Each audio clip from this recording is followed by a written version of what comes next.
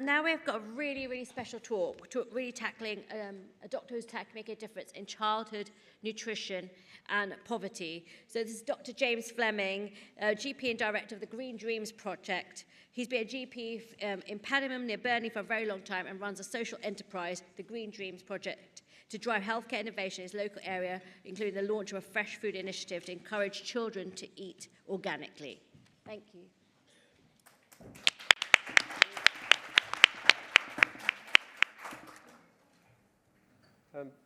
I must say I'm absolutely honoured to be asked to speak to you today because even as a GP I have an obsession with food and health literacy, which is unusual in my job. I've been a GP in Paddingham, which is a small town near Burnley, for about 22 years now. And I'm a dying breed in the sense that I work every day, all day. I start early, I finish late, and we barely ever do telephone consultations or remote consulting because it's not something that's wanted where I work. But what that does is it gives me a unique opportunity to see a huge range of patients and to get to know them, their families, their children, their parents.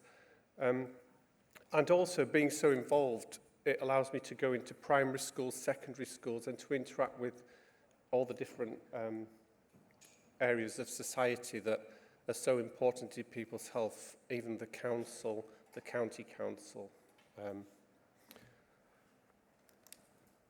This period of reflection that I have all day, every day, has led me to the conclusion that at the roots of all health inequalities is nutrition and health literacy, or problems with it. And when I originally started the Green Dreams Project, which is a social enterprise allied to my practice, it was to look for social problems that cause mental and physical illness. And originally we started out with worklessness about 15 years ago. Well, this has morphed solely to working on problems with nutrition because things have got so bad now, particularly over the last 15 years. And a lot of us talk about nutrition, and a lot of us talk about social prescribing and about eating better food and not eating processed food and things like toxins, which I'm not really sure what they are. And I just feel like it's time for us to raise the game and to put some standards in place and to put some benchmarks in place and to really start to do this properly as a country like a lot of countries have done.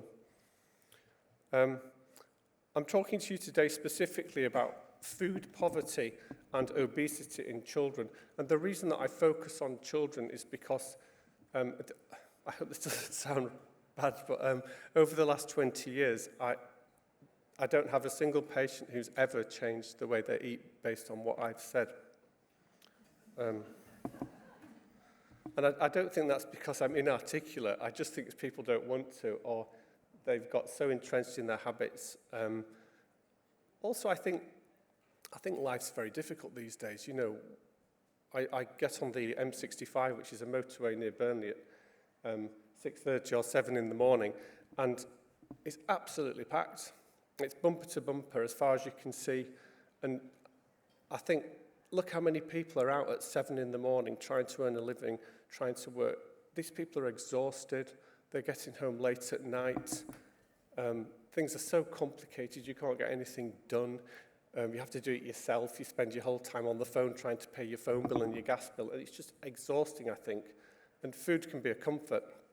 And I do understand that. And I've got bad habits like everybody else. You know, I do like a Costa coffee on the way home from work because it makes me feel good.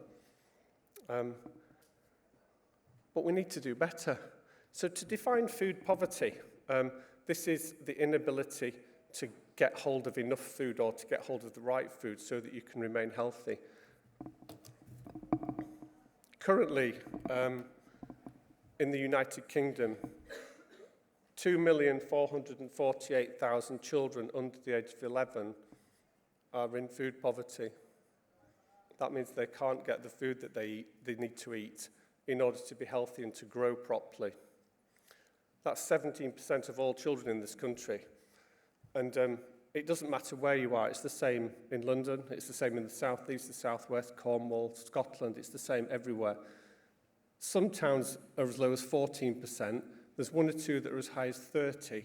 But basically, this is the same in every community, in every part of the United Kingdom. And the effects of this are absolutely devastating. I know we've talked about the macro, but I'm talking about the micro. They don't develop.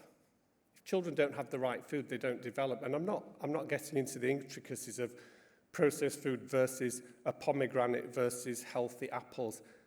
If they don't get what they need to eat, they don't grow properly and they don't develop cognitively. And you can see this because if we take the people who are eligible for free school meals, these tend to be the poorest people, and poverty is a huge factor in not having the right food to eat, then 43% of pupils eligible for free school meals pass their English and Maths GCSE. 72% who aren't eligible, so they've got a bit more money, pass their English and Maths GCSE. And having been in the same surgery for 22 years, I've seen these children be born, I've vaccinated them, I've seen them through school, and when they get to be 18 and they haven't got any GCSEs in this day and age, there's no chance. There's no chance whatsoever. You won't get any job without your Maths and English GCSE. So that's it. You're done for the rest of your life. And it's not their fault. I'll come on to that. Now, we currently have the highest recorded rate of students eligible for free school meals that we've ever had in history. And of course, what this does is it creates something called the poverty trap. Because if you're born in poverty and you don't develop properly because of the poverty, and then when you get to be 18, you remain in poverty because you can't work. So allied to this, of course, is, and this is if, let's just say, not eating the right food, it's children who are overweight or obese. Now, obese is a BMI of over 30. So in the UK, currently, 22.6% of 11-year-olds are obese. That means they have a BMI of over 30. This is in every community, in every part of the country. 10.7% of 5-year-olds are obese. So between the ages of 5 and 11, the obesity rates go up. They more than double. And the thought I'd like to leave you with is they're not going out and buying their own food, are they? They're not feeding themselves. They're primary school children. And also school meals is 1 meal a day just during term time. I'll put that one out there. So that's over 3 million children who are obese. There is some overlap. There are some children who are obese who are suffering from malnutrition. But on the whole, we've got 3 million who are obese and more than 2 million who are in food poverty. Bearing in mind, there's only 12 million children in the country. And of course, if you're an obese child, it causes all the same problems that this causes in adulthood, which is increased risk of diabetes, bone and joint problems, increased risk of high blood pressure. I do have numerous children under the age of 14 now who are on statins, who are on blood pressure tablets, and it's not their fault. They have emotional and behavioural problems. They're stigmatised, aren't they? They've got no confidence. And a child who's got no confidence is anxious, finds it very difficult to engage in the world because the world's difficult, isn't it? So, solutions. We have to be practical. I've created something called the Burnley model, and I've been very lucky to work with Michael Dixon and the College of Medicine on this, and it's been enormously helpful in perhaps making my ideas bigger, because I can only deal with what's in my head, which is my little town in the middle of nowhere. But with Michael's help, we can scale things up a bit, and this is the Eat Well community that he referred to earlier. So what I've done is I've split the problem up into simple sections. This is the problem as I see it. Now, I work with a team in Burnley. We've got 48 stakeholder organisations. I'm also at a university. I work at the university, and we put a lot of effort into researching this properly. And one of the main problems we've come up with is that people don't know what they're supposed to eat. If you say to me, who's supposed to be the food expert, what am I supposed to eat, doctor? Honestly, I don't know half the time. I feel like you could name any food and I'll tell you what's wrong with it. It's any food and I'll tell you something that's carcinogenic or something that will not interact with your pills or something that will make you ill in some way, because there's just so much information out there and I think we're all confused. There's a lot of food myths out there. I think we need to publicise what's happening because of inaction in the wrong areas, particularly with children. I think we could all do with knowing where our food comes from and what its quality actually is. This is one of the cooking classes that we put on in local schools, because I think, at least if they can grow learning how to cook, they've got some chance of feeding themselves well when they're older. I didn't realise, because we thought we were going to have to rewrite all the guidelines and give them to teachers and social workers and everybody in the community that's in our massive stakeholder organisation. But the government's already done it. It's the Better Health website, which is quite amazing. I don't know if you've ever been on it. It's almost impossible to find.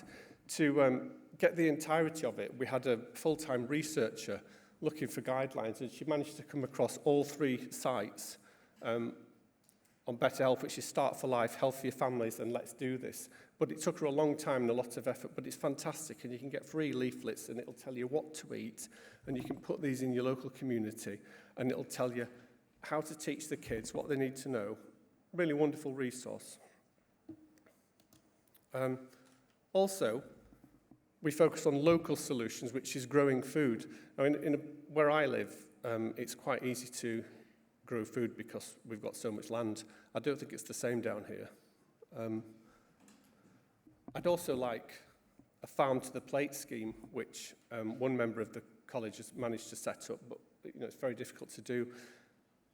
We look at food availability in each community because we have things called food swamps and food deserts in every town now, which again the government has published. They're all there online if you want to find them, and it'll tell you which area of your town has no supermarkets, which area of your town has people with a very high proportion of obesity, food poverty, and you can map this against where there's no shops and where there's no facilities. It's quite fascinating when you do that.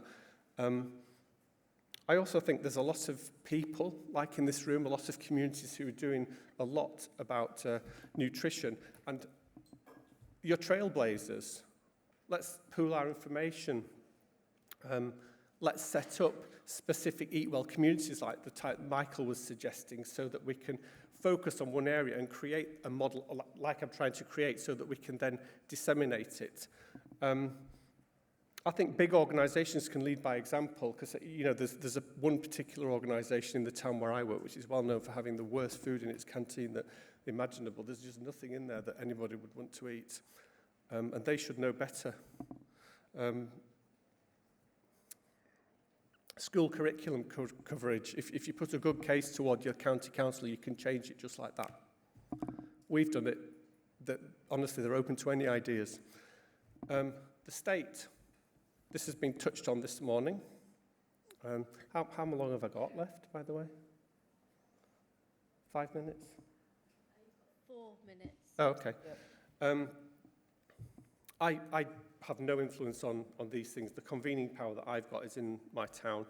But I would love it if the government put in place sugar and salt taxation at a high level. I'd love it if they incentivise companies to change. But I don't think that's going to happen. I allude to the professor earlier who said that. I think, well, I'm hoping that if we can create behavioural change of the type that they've done in Norway and Japan, that people can choose to buy differently, and that will incentivise the companies to make different food. And lastly, I think we can learn from others. There's a lot of people in my community who know how to cook. There's some of them there playing bingo. That's our practice bingo group. I think we need to be culturally sensitive as well, because there's a lot of people in this country that don't eat things that we're used to and that eat differently. Let's be sensitive about what people eat, because if we're going to try and change whole areas, we need to encompass everybody. And also, the most important thing that we've found is that for any change to happen in a community, it needs to be co-designed with that community. Otherwise, people just aren't going to engage. So hopefully, I've simplified the problem with food that we all know exists into small areas that we can all work on, so we can leave the government to do that. We can do this in our community. We can do that in our healthcare environments. The council can do that bit, and if we all come together, hopefully we can create a behavioural change of the type that I'm trying to create in Burnley. But let's see. Thank you very much.